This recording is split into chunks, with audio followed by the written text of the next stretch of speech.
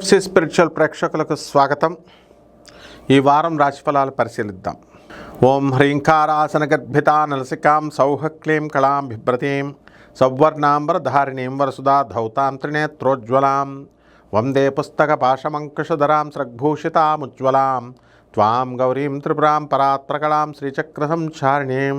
ఓం శ్రీ విజయవాడ కనకదుర్గాదేవ్యై నమః.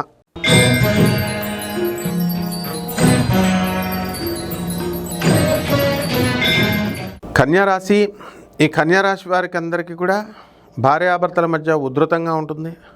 భార్యలు భర్తల్ని వేధించేటటువంటి క్రమంలో మెంటల్గా కాకుండా ఫిజికల్గా కూడా హెరాస్మెంట్ చేయడం జరుగుతుంది. అంటే భార్యలు భర్తలను కొట్టడం జరుగుతుంది. అందువలన ఇది నమ్మశక్యంగా లేనటువంటి విషయం అయినప్పటికీ కూడా చాలామందికి ప్రాక్టికల్ అనుభవం. అందువలన భార్యాభర్తల మధ్య సఖ్యత లోపము అనేటటువంటిది ఈ వారం ఉంటుంది. కాబట్టి కోర్టులకు వెళ్లకుండా జాగ్రత్తగా మీరంతా కూడా పరిష్కారం ఒక పద్ధతిలో చేసుకుంటే మంచిది. అదేవిధంగా ఈ రాశి వారికి అందరికీ కూడా స్టూడెంట్స్ కొత్త కొత్త చదువుల కోసం కోర్సుల కోసం అప్లై చేసుకోవడం అనేటటువంటి జరుగుతుంది. ఈ రాశి వారికి మెయిన్గా అనుకున్న పనులు అనుకున్నట్టు సక్సెస్ఫుల్గా ముందుకు వెళ్ళడం జరుగుతుంది. ఎన్నో అవమానాల పాలవుతారు ఈ కన్యారాశి వాళ్ళు. ఈ వారంలో మీరు చేసినటువంటి కృషి అంతా కూడా మరి బూడిదలో పోసిన పన్నీరులాగా అయ్యిందనని చాలా బాధపడుతూ ఉంటారు. కొత్త కొత్త స్నేహాలు అనేటటువంటివి మీకు కలుగుతాయి.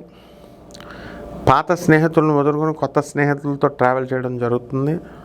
వారు ఇచ్చేటటువంటి సలహాలతో మీరు భంగపాటు అనేటటువంటిది పడడానికి కొత్త వాళ్ళ వల్ల అవకాశం ఉంది.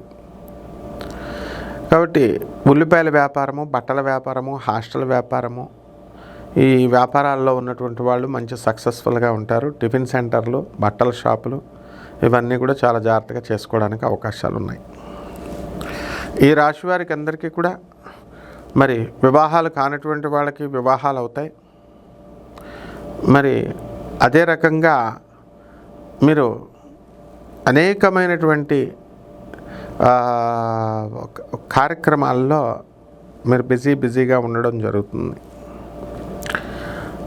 ఆ విధంగా మీ తల్లిదండ్రులని, మీ యొక్క సొంత ఆస్తుల్ని రక్షించుకోవడంలో కూడా మీరు బిజీగా ఉంటారు. ఇక పరిహారాల దగ్గరికి వచ్చేసరికి మనకి కుజ జపం చేసుకోండి, కుజ స్తోత్రాలు చదవండి. కుజుడికి కిలోంపావు కందుల్ని ఎరుపు రంగు వస్త్రాన్నిచ్చి పేద బ్రాహ్మణులకి మంగళవారం నాడు ఉదయం 9 గంటలకు దానం చేసుకోండి. దశమహావిద్యల్లో ఒకటైనటువంటి బగళాముఖి అమ్మవారి యొక్క హోమాన్ని మేళల్లో చేసుకోవడం ద్వారా బ్రహ్మాండంగా ఉంటుంది. శుభమస్తు.